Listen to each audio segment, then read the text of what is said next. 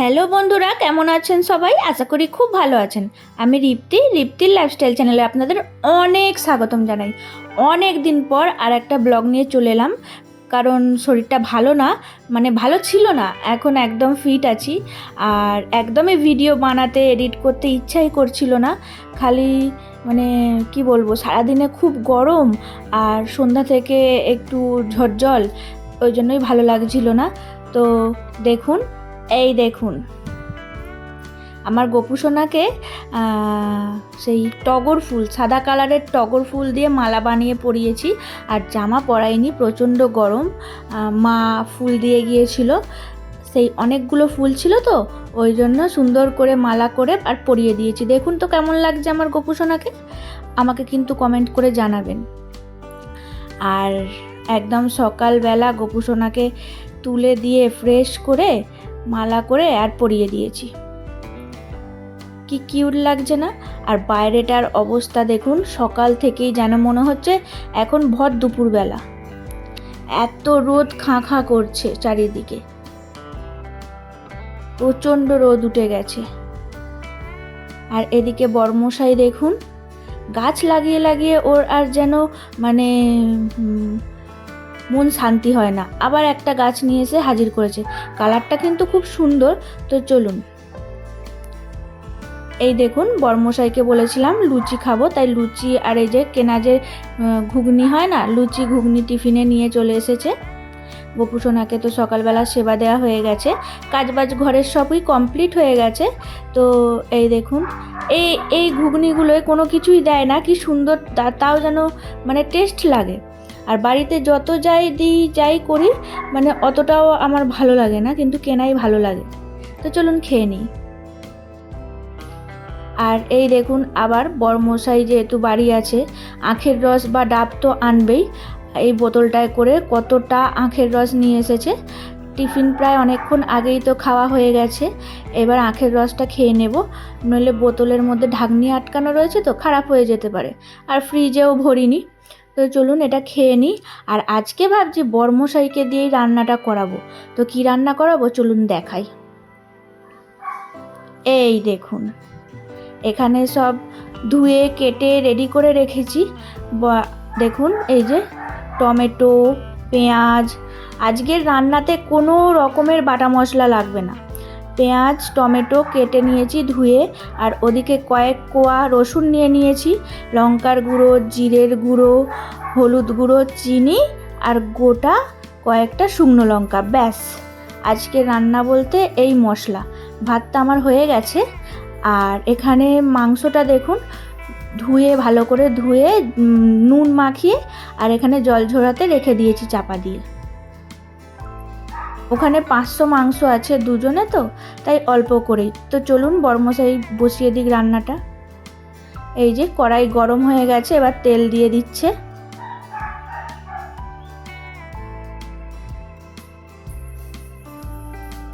তেলটা গরম হয়ে গেছে, কাঁচা লঙ্কাগুলো চিড়ে চিড়ে দিয়ে দিচ্ছে। আর এই রান্নাটা কিন্তু দারুণ খেতে, এর নামটা আমি পরে বলছি। তো এই রান্নার রেসিপি আমার আগের দেওয়া আছে, আমি বানিয়েছিলাম, কিন্তু এটা অ্যাকচুয়ালি ওর হাতেই ভালো লাগে। তো এই দেখুন, শুকনো লঙ্কাগুলো ভাজা হয়ে গেছে, এবার রসুনের কোয়াগুলোও দিয়ে দিচ্ছে। বাটা রসুন নয় কিন্তু, গোটাই রসুন। দেখুন বাবা, রসুনটা আবার ফাটছে। রসুনটা হালকা লাল লাল হয়ে গেলে এর উপরে পেঁয়াজগুলো দিয়ে দিল। পেঁয়াজগুলো এবার ভালো করে ভাজবে। এই রান্নাটা মানে খুবই সুন্দর লাগে। আমরা আজকে ভাত দিয়ে খাবো, কিন্তু মানে ময়দার জিনিস, লুচি পরোটা যা খুশি দিয়ে খেতে পারবেন, ফ্রাইড রাইস সব কিছু দিয়েই চলে এই রান্নাটা। একটু নুন দিয়ে দিচ্ছে, তাহলে তাড়াতাড়ি ভাজা হয়ে যাবে আর কি, নরম হয়ে যাবে।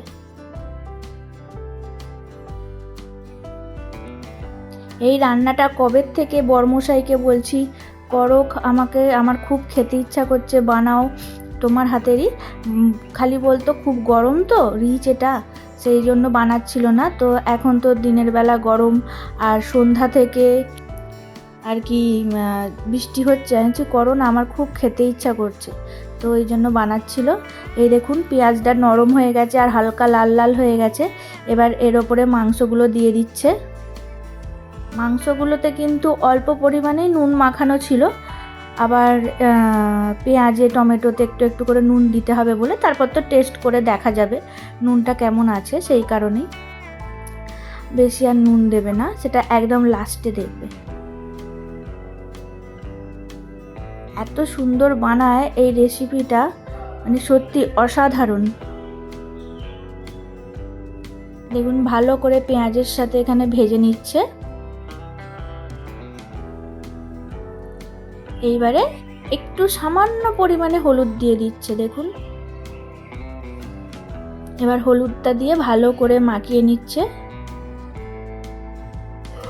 আমি স্টেপ বাই স্টেপ দেখানোর চেষ্টা করেছি, তো একদম এরকমভাবে বানালে কিন্তু দারুণ খেতে হবে। একটু ওই অল্প করে হলুদটা দেওয়ার পর এবারে আবার একটু বেশি করে, মানে যেটুকুনি লাগবে দিয়ে জিরে গুঁড়োটাও দিয়ে দিল। জিরের গুঁড়ো আর লঙ্কার গুঁড়ো, চিনিটা পরে দেবে।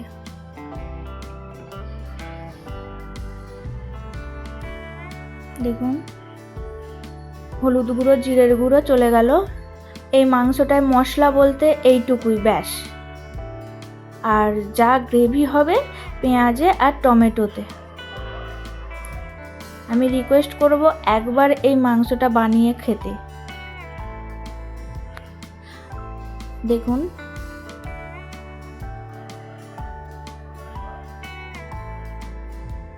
সুন্দর করে মাখিয়ে নিয়েছে। এবার চাপা দিয়ে দিচ্ছে। চাপা দিয়ে দিয়ে করলে কি হয়, তাড়াতাড়ি জল কেটে যায়। এই যে চাপাটা খুলে কিছুক্ষণ পরে এবার টমেটোটা দিয়ে দিল। চিনিটা একদম শত লাস্টে দেবেন। ভালো করে টমেটোটার সাথেও মাখিয়ে নিচ্ছে যাতে তাড়াতাড়ি গলে যায়।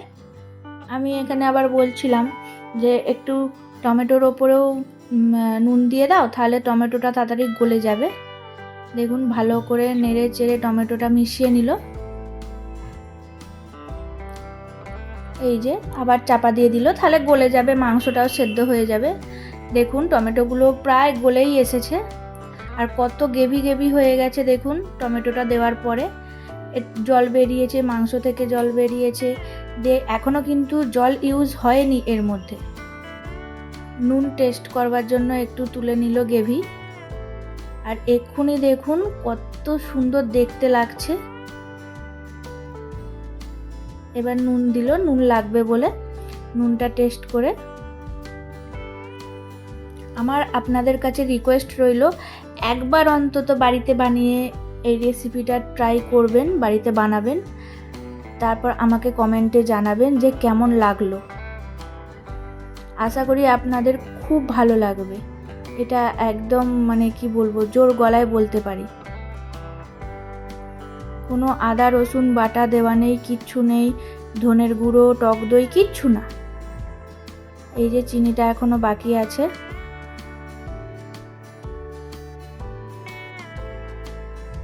এই দেখুন এবার চিনিটাও দিয়ে দিচ্ছে।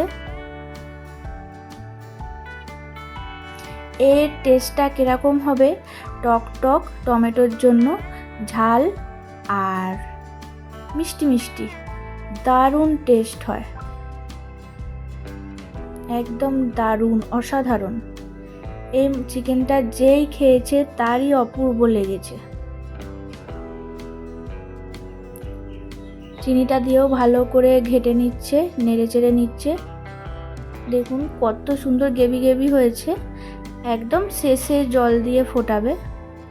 এখনো কিন্তু এক ফোঁটাও এর মধ্যে জল যায়নি।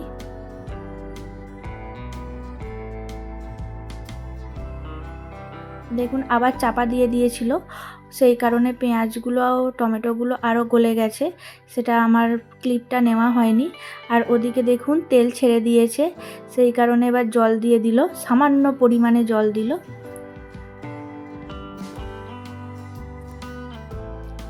দেখুন এখানে জল দেবার পরে ফুটে উঠেছে। আবার চাপা দিয়ে দেবে। আমি ভয়েস ওভার দিতে দিতেও আমার জিভে যেন জল চলে আসছে। এই দেখুন চাপা দিয়ে দিল। আর হ্যাঁ, আপনাদের তো মেন উপকরণটা দেখানোই হয়নি, এই যে কারি পাতা। কারি পাতাটার কি কাজ সেটা আমি পরে বলছি, আর দেখাচ্ছিও, পরে দেখাচ্ছি। এই দেখুন একদম কত জুসি জুসি হয়ে গেছে না, গ্রেভি গ্রেভি।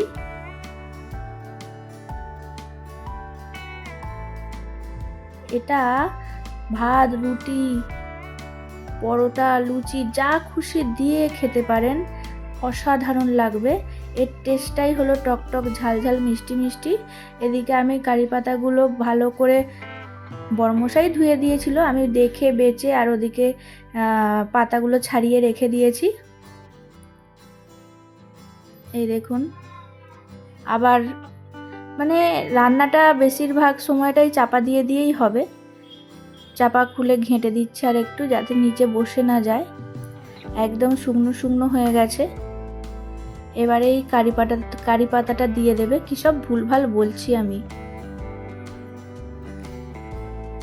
এই দেখুন, এদিকে গ্যাস অফ করে দিয়েছে। গ্যাস অফ করে দেওয়ার পর কারি পাতাগুলো দিয়ে দিচ্ছে। আর এদিকে মাংস রেডি।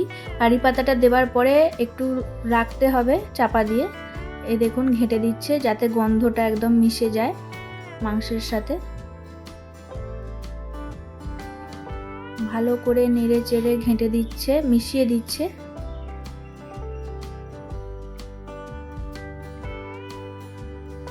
এই সময় যা দারুণ গন্ধ লাগে, উফ, অসাধারণ গন্ধ, অসাধারণ মানে অসাধারণ।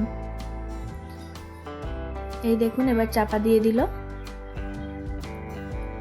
ব্যাস, আজকের মতো রান্না শেষ। আর একটা জিনিস দেখাই। এই দেখুন, ওই যে ভেন্টিলেটারে দেখতে পাচ্ছেন একটা কোণ কালো হয়ে রয়েছে। জাল লাগিয়ে দিয়েছে, ওদের অত্যাচারেই জাল লাগিয়েছে। রোজের চামচিকে ঢুকে পড়তো, এবার চামচিকে তো মাথায় লাথি মারা ভালো নয়, সেই কারণেই ওই জালগুলো ভেন্টিলেটারে লাগিয়ে দিয়েছে। আর ওরা আবার এসে ওখানে আর কি চিঁ করছে ঢোকবার জন্য। সেই কারণেই বর্মশাই রান্না বান্না করে আর এদিকে ঝাঁটা নিয়ে চেয়ার নিয়ে ওটাকে তাড়াবে বলে চলে এসেছে। আর আমি এগুলো সব গোপুর জিনিসপত্র রয়েছে ওগুলো সরিয়ে দিলাম। ওই দেখুন পালিয়েছে, একবার ঝাপ্পড় মারতেই পালিয়েছে।